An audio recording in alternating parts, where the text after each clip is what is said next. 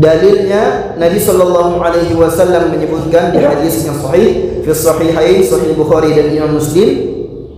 Nabi sallallahu alaihi wasallam bersabda, "Man shoma yauman fi sabilillah, man shoma yauman fi sabilillah, ba'adallahu wajhahu 'anil nari 70 kharifan." Ba'adallahu wajhahu 'anil nari 70 kharifan. Siapapun ya yang berpuasa satu hari, yauman itu kan Bapak Ibu satu hari. Ya tak? Jadi siapapun yang berpuasa satu hari fi sabilillah, di jalan Allah Subhanahu wa taala. Maksudnya adalah puasa yang dilandasi dengan keimanan serta ketulusan karena Allah Subhanahu wa taala. Makanya kita mendapati di hadis yang lain, man shoma ramadhana imanan wa ihtisaban ghufira lahu ma taqaddama min dhanbi. Ya, secara iman dan ketulusan mengharap ridha Allah Subhanahu wa taala. Jadi siapapun yang berpuasa walaupun cuma satu hari, ya, satu hari saja Bapak Ibu sekalian. Kita itu berpuasa satu hari, ya, satu hari puasa kita itu, tapi memang karena iman dan ketulusan kita kepada Allah Subhanahu wa taala, maka Allah akan menjauhkan kita dari api neraka sejauh 70 tahun perjalanan, yang kalau diumpamakan semacam 70 tahun perjalanan dalam menempuh sebuah perjalanan.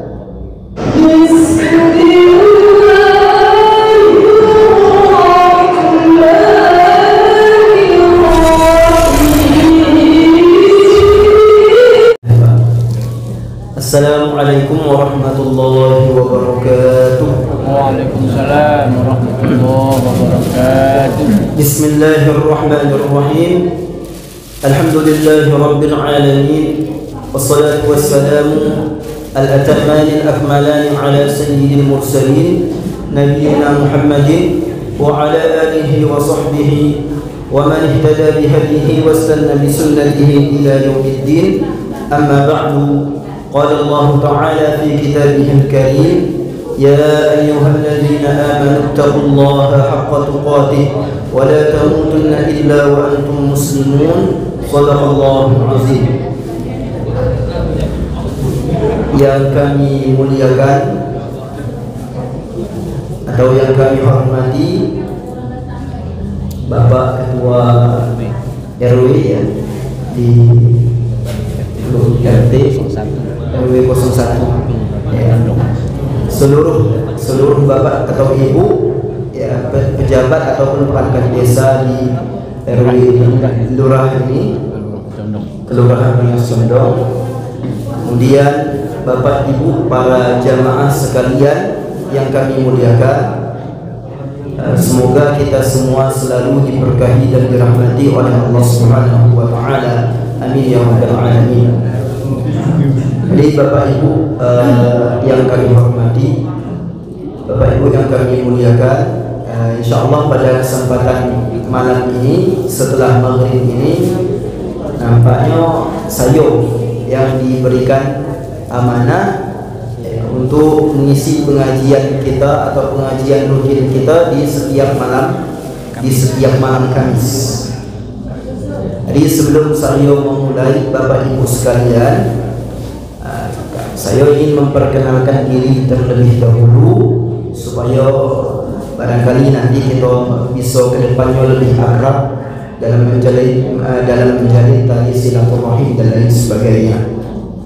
Jadi untuk nama saya sebagaimana yang sudah disebutkan oleh Pak Sugianto tadi, karena saya sudah lumayan kenal sama Pak Sugianto di Bapak Ibu sekalian, karena beliau di Kesra dan saya sebagai dai, jadi sering berurusan dengan Kesra ya. Jadi Pak Sugianto ini termasuk yang sudah saya kenal di sini.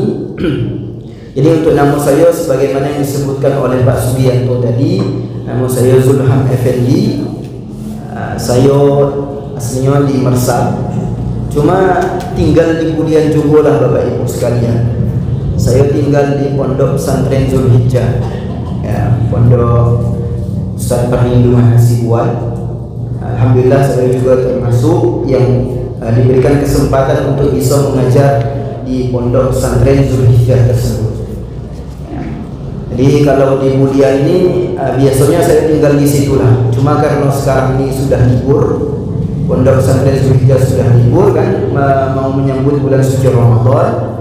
Jadi kita baliklah ke Mersam. Ya, dapat telepon tadi, dapat panggilan untuk berkesempatan supaya bisa mengisi pengajian Bapak Ibu sekalian di Masjid Al-Ihsan ini. Ya.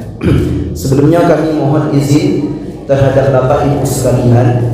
Soalnya saya di sini bukan bermaksud untuk menggurui Bapak Ibu sekalian. Ya, sekedar diberikan amanah ya saya bismillah saya coba. Ya. Intinya kita sama-sama istifadah, kita sama-sama belajar mengaji ilmu agama Allah Subhanahu wa taala. Baik Bapak Ibu sekalian yang kami muliakan, alhamdulillah pada kesempatan ini kita masih diberikan nikmat oleh Allah Subhanahu wa taala, terlebih nikmat iman yang masih tertanam di dalam diri kita masing-masing. Kemudian kita masih diberikan kesempatan atau masih ditakdirkan oleh Allah untuk dapat bersujud, ya, dapat melakukan ibadah dan lain sebagainya yang itu merupakan ibadah kita kepada Allah Subhanahu wa taala. Jadi ini nikmat terbesar kita ya, Bapak Ibu sekalian. Kita bisa sujud ya, dalam hidup di dunia kita Ibu. Dalam hidup di dunia ini kita masih bisa ditakdirkan bisa sujud, bisa sholat, rukuk dan lain sebagainya dan ibadah lain sebagainya. Itu merupakan nikmat terindah ataupun nikmat terbesar yang dapat kita miliki Bapak Ibu sekalian. Ya. Jadi nikmat itu kan bukan hanya sekedar materi saja, bukan hanya sekedar uang, mobil, rumah dan lain sebagainya. Ya. Bahkan kadang kita ini ada Bapak Ibu sekalian yang sanggup mati-matian mengejar sesuatu yang tidak kita bawa mati. Ya, bahkan terkadang kita itu ada yang pergi gelap, balik ke rumahnya pun gelap, hanya karena bekerja untuk mencari dunia. Nah, yang seperti ini Bapak Ibu sekalian, jangan sampai membuat kita lalai dan lupa dari mengingat Allah Subhanahu wa taala. Pada intinya jangan sampai kita mati-matian mencari sesuatu yang tidak kita bawa mati, sementara kita lalai dan lupa dari mengingat Allah Subhanahu wa taala. Kemudian salawat dan salam kepada Nabi sallallahu alaihi wasallam. Allahumma shalli ala sayyidina Muhammad wa ala ali sayyidina Muhammad. Semoga kelak kita semua mendapatkan syafaat dari Nabi sallallahu alaihi wasallam di hari yang kemudian. Amin amin ya rabbal alamin. Bapak Ibu sekalian yang kami muliakan, kita akan berbicara sedikit mengenai hal-hal yang berkenaan dengan ibadah puasa, ya, baik dari keutamaan ibadah puasa itu ataupun segala macamnya yang berkenaan dengan ibadah puasa sebagai bentuk persiapan kita untuk menghadapi kedatangan bulan suci Ramadan. Persiapan terbaik dari setiap ibadah itu Bapak Ibu sekalian, ya, tidak lain tidak bukan adalah ilmu. Sebelum kita sholat, ya, kita harus tahu ilmu sholat. Maka di kesempatan ini, ya, sebelum datang bulan suci Ramadan, terkait dengan ibadah puasa, kita akan mengkaji atau membahas, ya, apapun yang berkenaan dengan ibadah puasa tersebut, supaya kita dapat memaksimalkan, mempersiapkan diri sehingga ketika datang bulan suci Ramadan kita bisa puasa dengan baik, kemudian kita bisa memaksimalkan bulan Ramadan itu dengan sebaik-baik mungkin. Yang pertama Bapak Ibu sekalian yang kami muliakan, sebagai bentuk motivasi, ya. Jadi Bapak Ibu sekalian, sebagai bentuk motivasi kita dalam menyambut bulan suci Ramadan terkait dengan ibadah puasa, kita akan menyebutkan ya, masalah yang pertama yaitu tentang keutamaan dari ibadah puasa. Ya, bahwa ibadah puasa itu punya banyak keutamaan, Bapak Ibu sekalian, yang mungkin dengan keutamaan tersebut kita dapat memberikan semangat, ya, dorongan terhadap diri kita masing-masing, supaya nanti ketika Ramadan datang, puasa itu tiba, kita sudah termotivasi karena kita sudah tahu keutamaan dari ibadah puasa tersebut. Ya. Jadi yang pertama, Bapak Ibu sekalian, keutamaan dari ibadah puasa itu bahwasanya ibadah puasa itu termasuk salah satu ibadah yang hanya sifatnya menjadi rahasia antara Allah dan setiap hamba itu. Ya, kita beri gambaran seperti ini, Bapak Ibu sekalian. Kita kasih contoh. Kalau ibadah sholat, misal saya datang sholat ke masjid, kemudian Bapak atau Ibu datang, kita sudah saling kenal misalnya, bisa jadi saya memperlama sholat saya, memperpanjang sholat saya, supaya Bapak atau Ibu melihat saya tuh, wah, anak ini bagus sholatnya, ya, khusyuk, rukuk lama, sujud lama, segala macam lah, ya, supaya bisa dilihat. Itu kan tidak menutup kemungkinan niat saya tadi berubah untuk supaya bisa dilihat orang, macam riak lah, kita katakan semacam riak. Ya, ini macam ibadah sholat. Artinya ibadah-ibadah yang lain itu terkadang punya potensi besar untuk kita mengubah niat itu menjadi riak. Berbeda dengan puasa, Bapak Ibu sekalian. Karena ibadah puasa ini ya rahasia kita sama Allah Subhanahu wa ta'ala. Cuma kita yang tahu. Cuma kita yang tahu kita puasa, dan Allah Subhanahu wa ta'ala yang tahu. Tidak ada yang lain yang tahu. Tidak bisa saya nak riak saya puasa depan Bapak Ibu sekalian. Banyak. Mungkin Pak Sugianto pas itu juga lagi tidak makan, lagi tidak minum, bisa jadi beliau puasa juga. Nah, artinya ibadah puasa itu punya perbedaan di antara ibadah yang lainnya, yang mana potensi untuk riya itu kecil sekali kemungkinan untuk bisa terjadi. Berbeda dengan sholat tadi. Nah, kalau sholat tadi jelas bisa jadi kalau saya lagi sholat tadi, saya lamu-lamu sholat saya, kemudian saya bagusin sholat saya dengan niat riya tadi, ya, supaya nanti dilihat Bapak Ibu sekalian sholat saya bagus. Nah, berbeda dengan ibadah puasa tadi. Ibadah puasa itu hanya rahasia antara setiap seorang hamba dengan Allah Subhanahu wa ta'ala. Makanya dalam sebuah hadis Nabi sallallahu alaihi wasallam menyebutkan fi sahihain, jadi sahih Bukhari dan Imam Muslim, Nabi sallallahu alaihi wasallam bersabda, kullu amali ibni adam lah, kullu amali ibni adam lah, al-hasanatu bi 'ashri amsalha illa as-siyam fa innahu li wa ana ajzi bihi, atau kama qala Nabi sallallahu alaihi wasallam. Setiap amal ibadah yang dilakukan oleh setiap manusia itu akan diperuntukkan untuk mereka sendiri, ya, kecuali ibadah puasa. Dan setiap kebaikan itu akan dibalas, ya, dengan 10 kali kebaikan dari setiap kebaikan, satu kebaikan yang dilakukan oleh setiap manusia. Kemudian terkhususnya ibadah puasa, maka kata Allah Subhanahu wa ta'ala, fa innahu li wa ana ajzi bihi, ya, sesungguhnya ibadah puasa itu hanya untukku dan aku sendiri yang nanti akan membalasnya.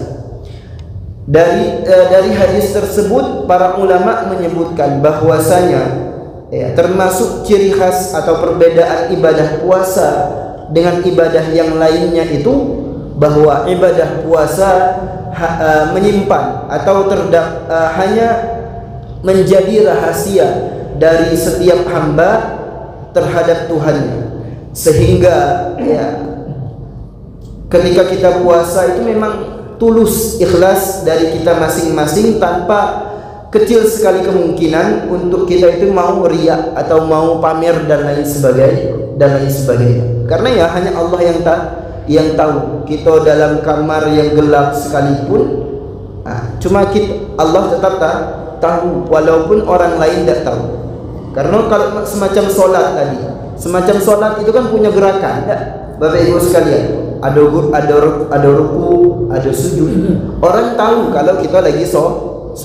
Kalau puasa, tidak ada yang tahu. Tidak ada yang tahu kita lagi puasa. Jadi puasa itu hanya rahasia dari setiap hamba dengan Allah Subhanahu wa Ta'ala, sehingga melalui hal tersebut Allah memberikan keistimewaan melalui ibadah puasa. Jadi Allah langsung yang akan membalasnya. Kemudian yang kedua, Bapak Ibu sekalian, termasuk di antara keutamaan dari ibadah puasa, Nabi sallallahu alaihi wasallam menyebutkan as-sawmu nisfus sabri. As-sawmu nisfus sabri. Kemudian di hadis yang lain, as-sabru nisful iman. Ya, as-sawmu nisfus sabri, as-sabru nisful iman. Puasa itu setengah, ya, semacam setengah dari kesabaran. Puasa itu semacam setengah dari kesabaran. Kemudian kesabaran itu kata Nabi setengah dari iman. Setengah dari iman itu sabar. Jadi kalau kita perhatikan Bapak Ibu sekalian, kalaulah sabar itu setengah dari iman dan puasa itu setengah dari sabar, maka puasa itu merupakan seperempat dari iman. Ya, bahwa puasa itu rubu'ul iman. Ya, jadi puasa itu seperempat dari iman. Ya, karena di hadis tersebut Nabi menyebutkan puasa itu setengah dari sabar. Kemudian di hadis yang lain Nabi menyebutkan sabar itu setengah dari iman. Maka kalau kita perhatikan, berarti puasa itu seperempat dari iman. Nah, ini juga termasuk salah satu keutamaan dari ibadah puasa. Selanjutnya yang ketiga, Bapak Ibu sekalian yang kami muliakan, ibadah puasa itu juga bisa menjadi sebab. Ya, ibadah puasa itu juga bisa menjadi sebab untuk dijauhkannya seseorang itu dari api neraka. Dalilnya Nabi sallallahu alaihi wasallam menyebutkan di hadis yang sahih fi sahihain, sahih Bukhari dan Imam Muslim.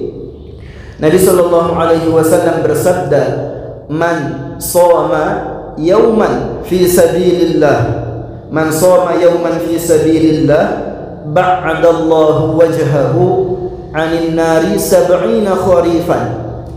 Ba'adallahu wajhahu 'anil nari 70 kharifan. Siapapun ya yang berpuasa satu hari, yauman itu kan Bapak Ibu satu hari.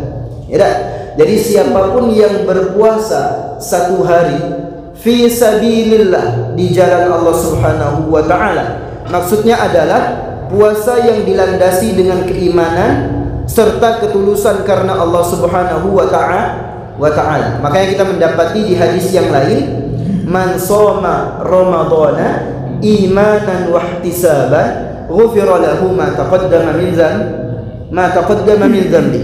Ya, secara iman dan ketulusan mengharap ridha Allah Subhanahu wa Ta'ala. Jadi siapapun yang berpuasa walaupun cuma satu hari, ya, satu hari saja Bapak Ibu sekalian, kita itu berpuasa satu hari, ya, satu hari puasa kita itu, tapi memang karena iman dan ketulusan kita kepada Allah Subhanahu wa Ta'ala, maka Allah akan menjauhkan kita dari api neraka sejauh 70 tahun perjalanan, yang kalau diumpamakan semacam 70 tahun perjalanan dalam menempuh sebuah perjalanan. Jadi kan jauh dah Bapak Ibu sekalian. Perjalanan 70 tahun tuh kan dekat, jauh. Kita ke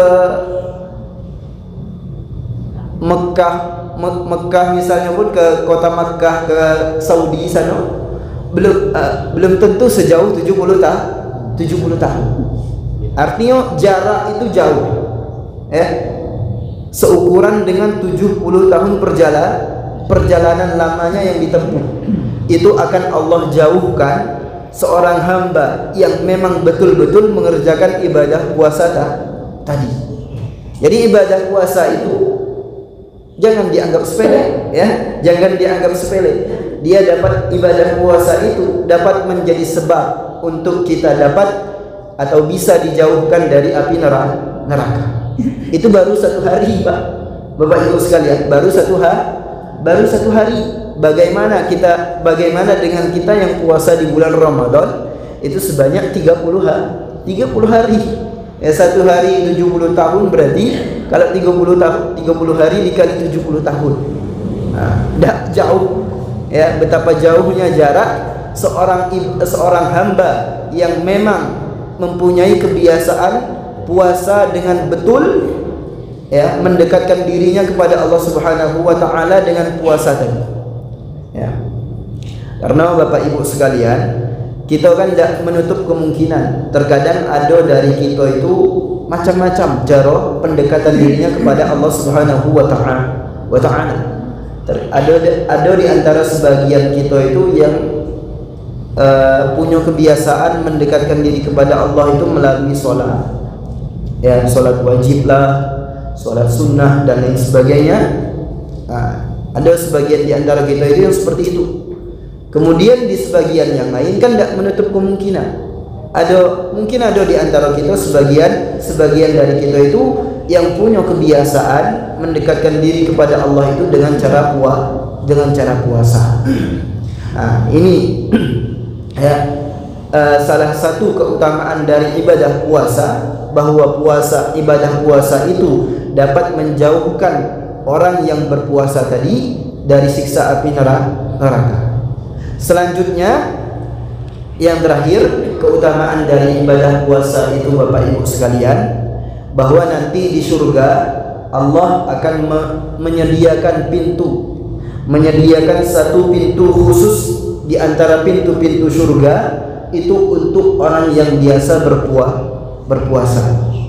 Di Sahihain, di Sahih Bukhari dan Imam Muslim, Nabi sallallahu alaihi wasallam bersabda, Inna fil jannati baban yuqalu lahu ar-rayyan, yuqalu lahu ar-rayyan la yadkhulu minhu illa as-shaimun, atau kama qala Nabi sallallahu alaihi wasallam. Nabi menyebutkan sesungguhnya kelak di surga itu nanti akan terdapat atau akan ada satu pintu, yang pintu itu disebut dengan ar-rayyan. Ar-rayyan ini asal katanya ardi itu orang yang sudah tidak haus lagi, lawan dari haus, diddul atash. Puasa itu kan biasanya haus, atash. Kebiasaan dari identik puasa itu kita menahan haus dan lain sebagainya. Ar-rayyan itu berasal dari kata arri, yaitu lawan dari haus, yang sudah hilang dahaganya. Disebut dengan ar-rayyan. Itu salah satu pintu di surga nanti akan Allah siapkan satu pintu yang namanya adalah ar-rayyan, yang melalui pintu tersebut orang-orang yang punya kebiasaan berpuasa nanti akan masuk surga melalui pintu tersebut. Artinya apa? Keutamaan ibadah puasa itu saking besarnya, Allah menyiapkan atau Allah akan menyediakan satu pintu khusus nantinya untuk orang-orang yang terbiasa berpuasa. Tidak ada orang yang lain, tidak boleh orang lain masuk lewat pintu tersebut kecuali orang yang punya kebiasaan berpuasa, punya kebiasaan berpuasa. Jadi katanya la yadkhulu minhu illa as-shaimun.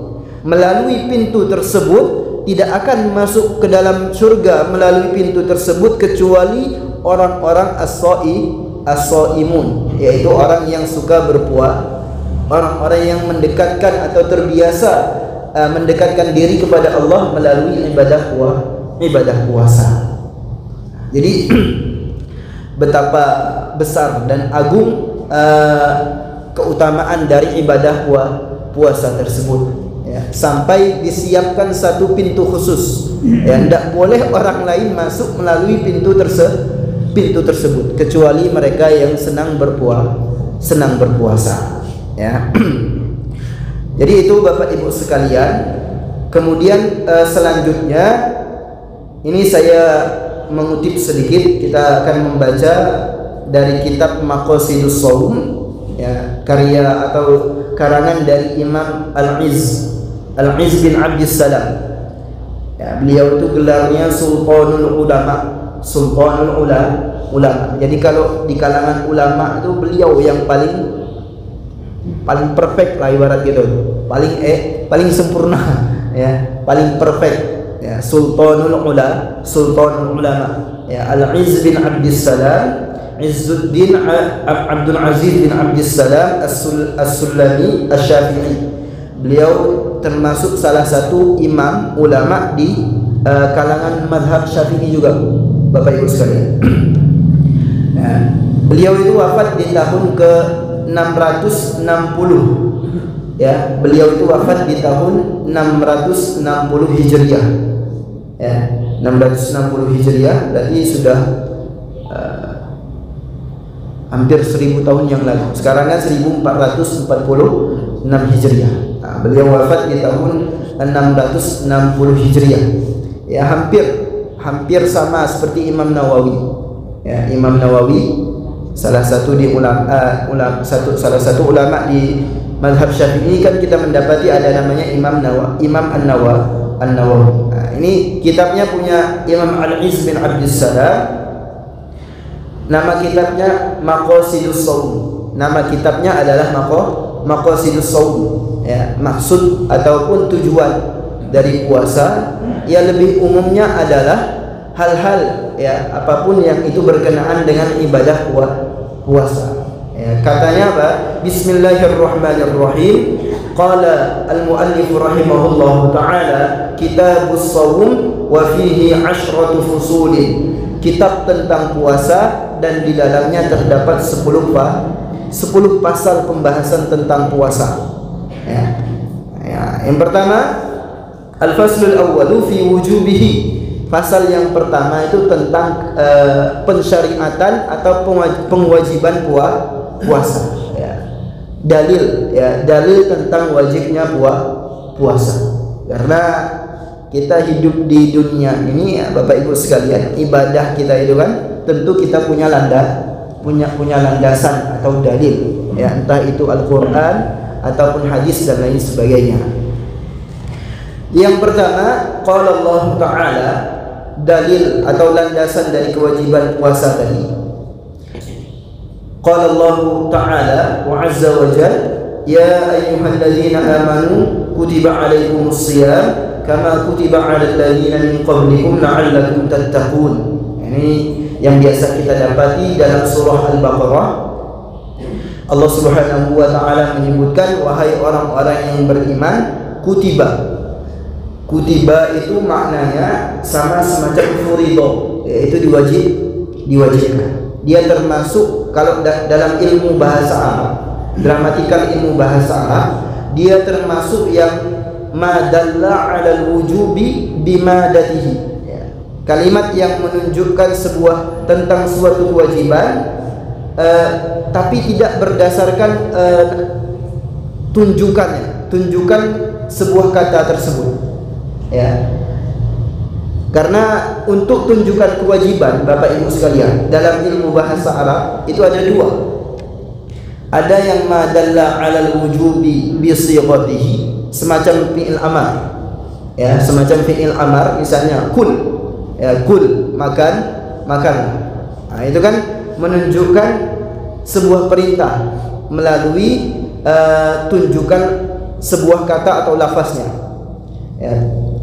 Terus yang kedua ada lagi yang disebut dengan madalla 'alal wujubi bimadatihi, ya, kalimat yang menunjukkan tentang sebuah kewajiban yang itu tidak berdasarkan tunjukan lafaznya. Ya, semacam kutiba tadi. Kutiba ini kan bukan kalimatnya bukan bermakna menunjukkan sebuah perintah. Ya lah. Kutiba ini maknanya furido. Jadi memang asli kalimatnya saja.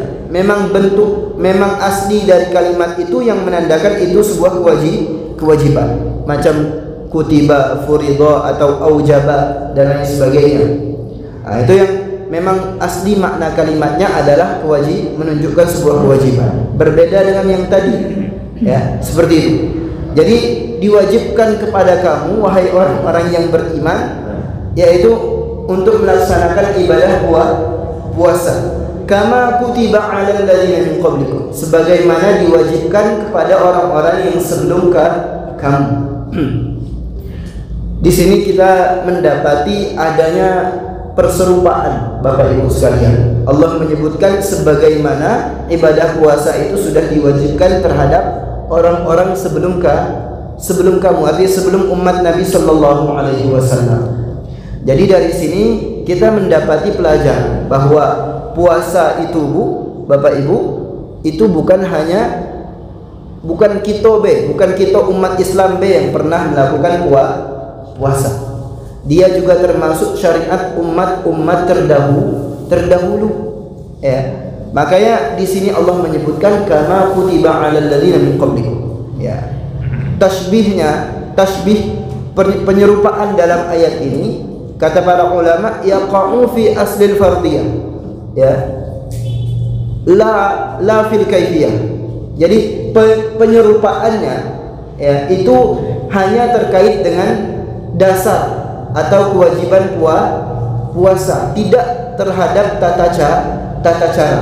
Jadi Allah Subhanahu wa taala menyebutkan puasa orang-orang terdahulu itu sama dengan kita, yaitu dalam tunjukan perintahnya. Artinya kita sama-sama diperintahkan untuk berpuasa. Adapun terkait tata cara, ya macam mana berpuasa, itu bisa jadi berbeda cara kita puasa, cara kita umat Islam berpuasa dengan cara umat-umat terdahulu berpuasa. Kemudian para ulama mengomentari kenapa di sini Allah Subhanahu wa taala menyebutkan perserupaan dengan puasa umat-umat terdahulu.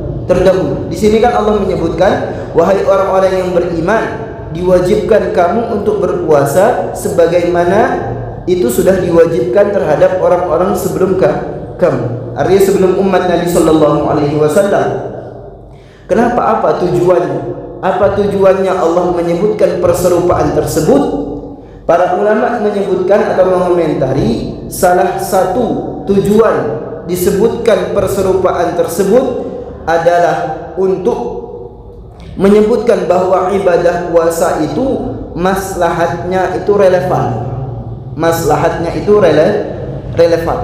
Ya, litiradi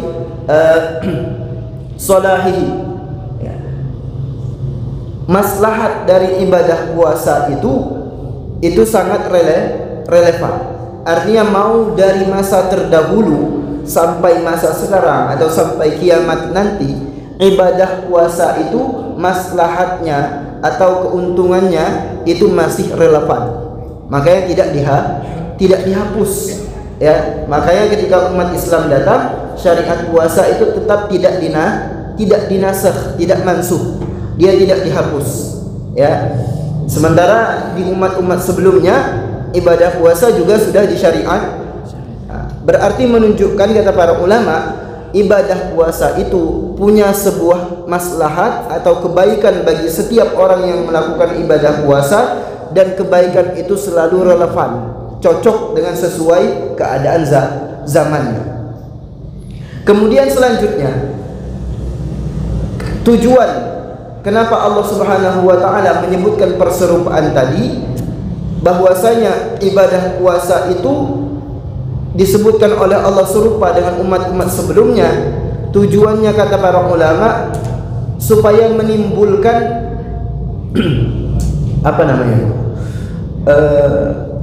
kesungguhan, ya, supaya menimbulkan kesungguhan untuk kaum muslimin mengerjakan ibadah puasa.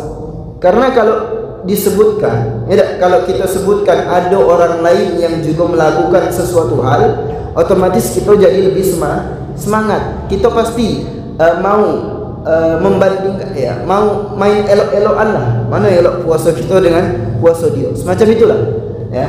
Jadi tujuannya supaya kaum muslimin itu punya persaingan. Dengan hal tersebut dia semakin semangat. Jadi dengan hal tersebut dia semakin semangat untuk menjalankan ibadah puasa. Karena Allah menyebutkan orang-orang terdahulu juga berpuasa. Yang terakhir, bahwa ibadah puasa itu juga disebutkan perserupaannya oleh Allah Subhanahu wa taala. Ini menunjukkan bahwasanya ibadah puasa itu termasuk salah satu yang dapat mencegah kita dari maksiat. Maksiat itu Pak terbagi dua. Ada yang kita bisa berhenti maksiat itu dengan berpikir elok. Ada lagi maksiat itu yang harus kita kekang, harus kita tahan diri kita supaya kita bisa berhenti dari maksiat itu. Macam yang pertama, macam judi online. Judi online itu kan kalau kita pikir-pikir secara akal waras, kita pikir benak kita berhenti, Pak. Kalau kita waras, ya udah. Orang-orang yang jadi masalah sekarang tuh orang-orang tuh tidak waras. Ya, siapa yang nak magi duit dengan hasil yang belum pasti? Ya enggak? Jadi kalau kita pikir dengan waras, ya kita mau berhenti. Kita tidak akan mau melakukan judi online. Kemudian maksiat itu ada lagi yang bisa berhenti, memang harus dikekang, harus dilawan. Itu semacam syahwat gitu, semacam nafsu gitu, semacam syahwat atau semacam emosi gitu. Itu salah satunya dengan ibadah puasa. Ibadah puasa itu kan dapat menekan hawa nafsu dan syahwat serta emosi kita.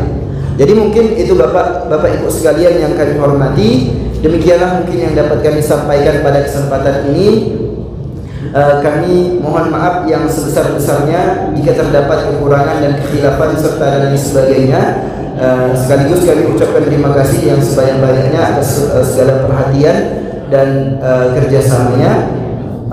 Mudah-mudahan pengajian ini dapat bermanfaat, kemudian dapat barokah dari Allah Subhanahu wa taala. Amin amin ya rabbal alamin. Kami sudahi, wallahu muwaffiq ila aqwamit thoriq. Wassalamualaikum warahmatullahi wabarakatuh. Waalaikumsalam warahmatullahi wabarakatuh. Terima kasih Ustaz Jumali yang telah menyampaikan dari masalah persiapan